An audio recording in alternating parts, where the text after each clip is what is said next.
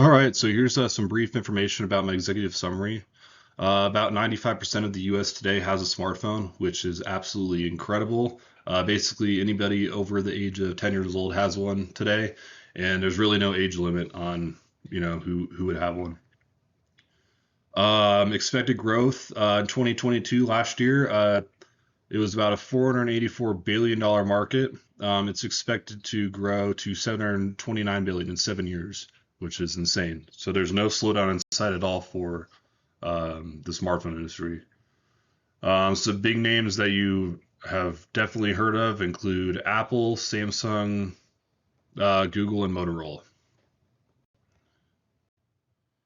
All right, so this is some industry and product information about the smartphone industry.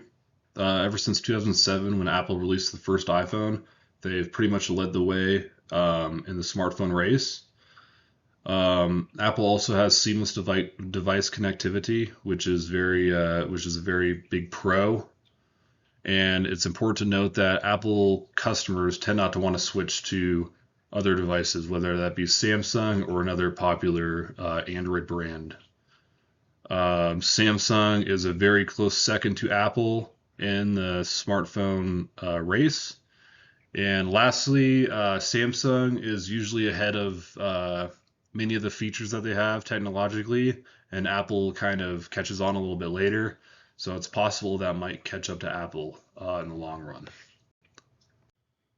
All right, so when it comes to the smartphone industry, customers are always looking for the next best thing. So whether that's a bigger screen, a bigger battery, or a better camera, and this kind of leads to smartphone companies developing and making better and better products due to those demands. 34 to 54-year-olds prefer Android phones, 53% to iPhones, and 55-year-olds and up prefer Android phones at 51% to iPhones. I think it's also important to note that Samsung could potentially lead all age groups in years to come, just because they normally come out with features before the iPhone does, and that could eventually catch up with Apple. The most competitive companies in this industry are Apple and Samsung right now, followed by Motorola and Google in around 3 to 4% of the market share. Apple customers are very loyal to Apple, and most of the time they won't leave, as I mentioned previously. This industry is non-fragmented, which means that nobody stands alone as the heavy favorite in this industry. It might seem like that, but Samsung and Apple are almost neck and neck. It's also non-consolidated, so that means that nobody is kind of merging together. Each company kind of stands alone. So the biggest threat for any company in the smartphone industry is competition. So Apple is Samsung's biggest competition, and Samsung is Apple's biggest competition. This helps to lead to better company success when they try to make better products due to customer demands.